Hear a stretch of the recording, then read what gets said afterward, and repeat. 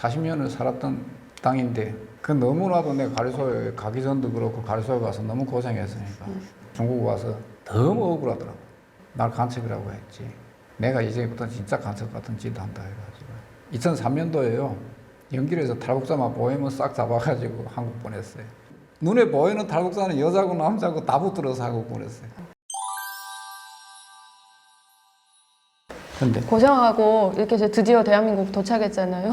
국정원 조사 받을 때 고생 많이 했죠. 네. 나 억울하게 지금 가래소 갔다 왔는데 가래소 안 가고 간첩 훈련 받고 왔다고 또.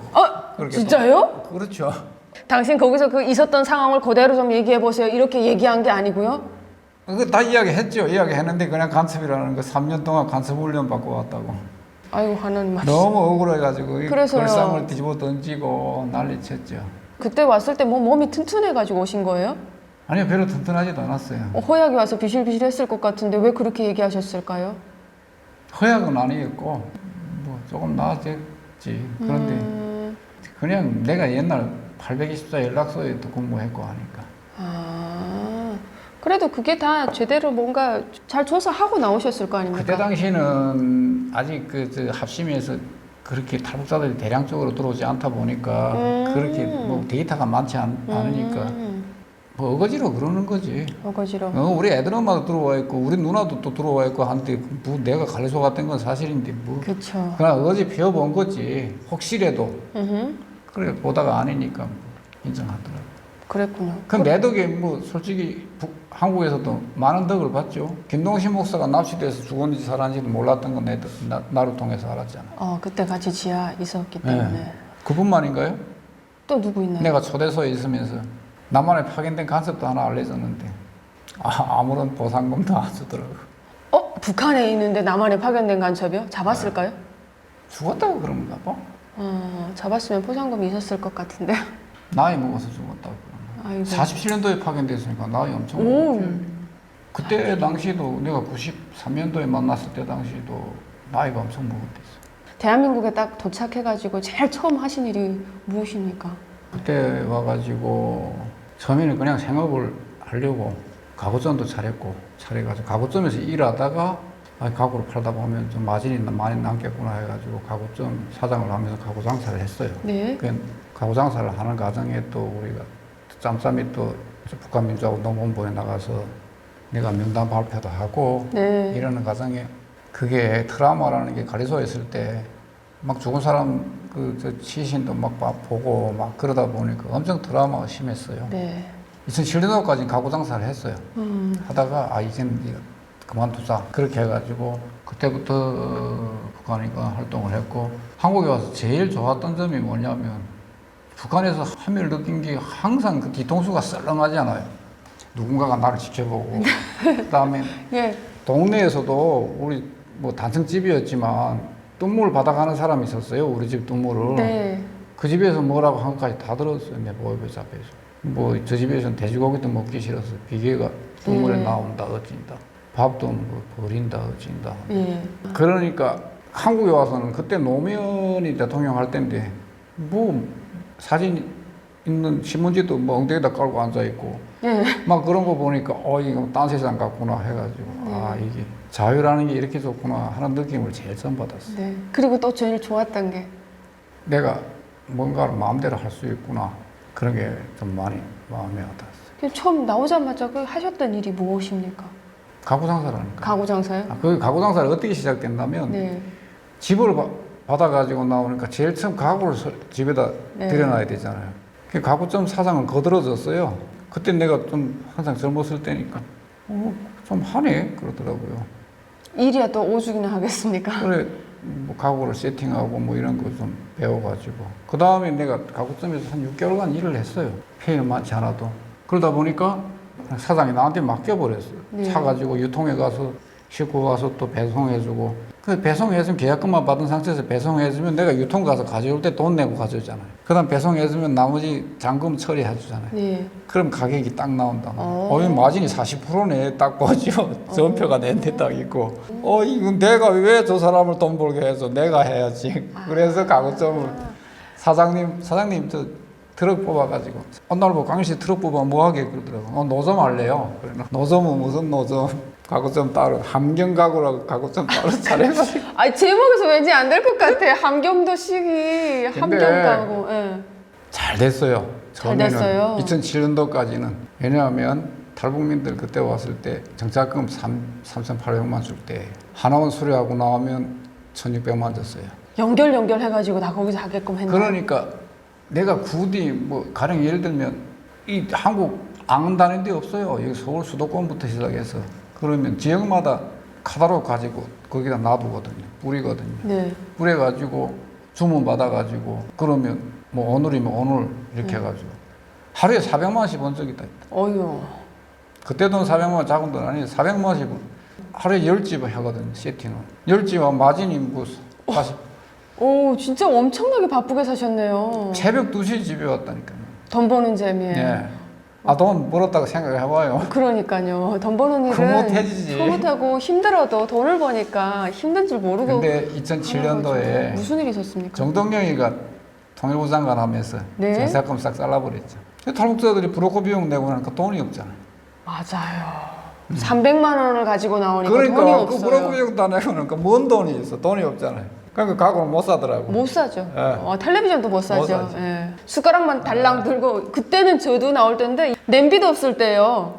냄비도 없이 나오고 숟가락도 없는 사람이 대부분이죠. 그렇게 나와서 빈터에서 우리는 빈터에서 시작하였다 노래 부를 때입니다. 그러다 보니까 장사를 접게 되셨군요. 지금도 해요. 하기는 지금도 하고 뭐 유통 사장들하고 가까우니까 가구가 마진이 제일 세요. 그렇군요.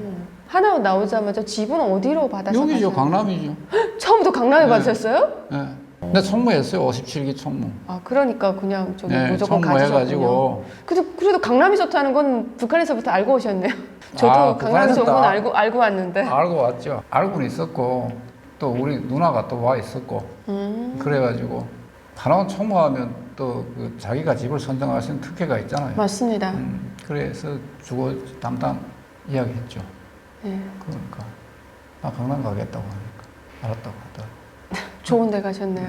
자 그러면 대한민국에 와서 먼저 온 큰딸, 둘째 딸 다 만나야 되잖아요. 아이들이 어느 만큼 훌쩍 컸던가요? 뭐 별로 안 컸어요. 안 컸어요? 예. 근데 큰애는 적응이 엄청 힘들었어요. 왜냐하면 16살이 오다 보니까 힘들었는데 지금은 많이 좋아졌고 작은 애는 뭐 모르고 왔잖아요. 7살이 오다 보니까 여기 와 여기에죠. 북한이 어딘지도 몰라요 지금. 아 진짜? 예. 북한이 어딘지도 모르는. 몰라요. 근데 그냥 탈북자예요. 네. 북한이 어딘지도 모르는데 그냥 탈북자예요. 그냥 탈북자예요. 수명입니다. 내가 저 케어해준 애들도 몇 명 있는데 탈북자들 자기네가 그 어떤 그 업신당한다고 이야기하더라고. 사장으로부터. 그럼 업신당하지 않겠으면 방법이라는 게 네가 사장을 해라. 그럼 네가 업신당하지 않아. 그렇잖아요. 예. 예. 그래서 나도 정말 80만 받고 일을 했어요. 처음에 와가지고. 그렇게 하다 보니까 내가 이 사람한테 뭐 자기는 일요일 날 등산 가고 날 보고 배달시켜. 나 봉선동 가서 배달하고 낑낑거리고 하고 그 작은 그 빌라를 그 매트를 메고 올라가자고 해봐요. 손 다 까지고 네. 그러면서도 올라갔는데 하다 보니까 내가 그냥 차리면 되지 내가 뭐. 그 처음에는 그냥 보증금을 빌려서 내고 보증금은 누나랑 좀 그때 뭐 저기다 네. 조금씩 보태서 뭐 그냥 작은 가게에다 빌려다 내고 전시장은 필요도 없고 그리고 뭐 가구라는 게 좋은 장점이 뭐냐면 모든 걸 저런 거 들여놔도 나중에 팔 수가 있어요. 어쨌든 원가에는 팔아요. 네. 네. 저기 뭐 변질되거나 무슨 뭐 상하거나 그런 건 없잖아요. 기스만 없으면. 네. 그러니까 이 가구를 해야 되겠다. 내가 차라리 사장 되자. 그래 해보니까 괜찮더라. 대한민국은 그냥 제일 좋은 게 내가 사장을 할 수 있는 거. 내가 사장이 되라. 내가 사장은 할 수 있죠. 할 수 있는 게 이게 좋은 거네요. 그리고 또 좋다고 생각한 부분이 있나요? 꼽으면 많죠. 내가 탈북자 치고 아마 전 세계를 다 돌아다녀요. 아 맞다. 나 그것만 한번 물어보고 싶다. 그러다 보니까 예. 이게 해외여행을 이렇게 북한에 있었으면 했을까 하는 생각이 들더라고. 미국은 처음에 갔을 때는 여기가 미국이구나 했는데 생각보다 많이 달랐어요. 왜냐하면 노숙자들이 너무 많고 많아요. 그런 거 봤을 때. 그리고 그 흑인 동네들 가보면 그렇게 우리가 생각하는 그런 게 아니구나 하는 생각이 들더라고요. 부익부 빈익빈. 네. 이 오히려 또 영국이나 북유럽이 또 괜찮고. 근데 자주 다니다 보면 환상이 다 깨져요. 그렇죠. 네. 근데 그런데 다니다 보면 북한 사람들하고 이렇게 비교했을 때 더 이렇게 오버랩이 돼가지고 생각이 많을 것 같아요.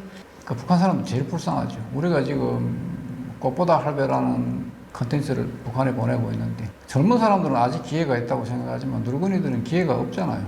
도저히 북한에서 상상할 수 없는 일들이죠. 예, 그래서 그런 걸 봤을 때 북한 주민들은 전 세계에서 제일 불쌍한 사람들 북한 사람들이고 암만 다친다라도 이란도요 해외여행 할 수가 있어요. 돈 많이 있으면. 예, 돈만 있으면 다 할 수가 있어요. 아프리카요. 네. 아프리카 사람들도 나 아프리카도 갔다 왔어요. 아프리카 사람들도 돈만 있으면 다 여행할 수 있어요. 그러니까 북한의 상황이 아프리카보다 보다 못하다는 예, 거네요. 못하죠. 우리가 아프리카 암만 뭐 어찌고 해도 그 사람들은 그래도 어느 정도 여행이 자유도 있고 거주지 자유가 있어요. 북한 사람들은 그런 게 없잖아요. 북한 사람들은 여권을 집에다 가지고 못 있잖아요. 예, 해외 나와서도 해외 근로자들도 여권 자기가 못 가지고 있잖아요. 전 여권이라고 구경해 본 적이 없어요. 근데 네. 아프리카 사람들은 다 여권 자기 가지고 있어요. 해외 다니면서 보면 정말 그 파키스탄 사람들도 많이 보고 아프가니스탄 사람들도 많이 봤는데 그 사람들도 다 여권을 가지고 있어요. 근데 북한 사람들은 상상을 못 하죠. 여권을 가지고 해외를 마음껏 여행을 할 수 있는 것조차도 자유라고 생각을 못 하고 사는 거죠. 그건 그냥 여행이나 관광은 다른 나라 사람들이 누리는 거다 이렇게 생각을 하는 거죠. 제일 이해 안 되는 게 또 그러잖아요. 러시아 사람들이 7일씩 온단 말이죠. 라진에 여름 휴가철에.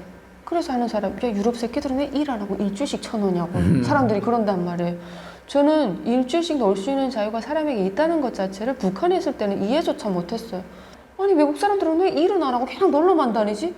혁명투쟁은 언제 하지? 그 생각을 했다니까요. 그게 뭐냐면 근로인민 대중은 편안하면 딴 생각, 배부르고 등 따시하면 딴 생각을 하기 때문에 부단히 갈궈야 된다고. 갈궈야 된다고.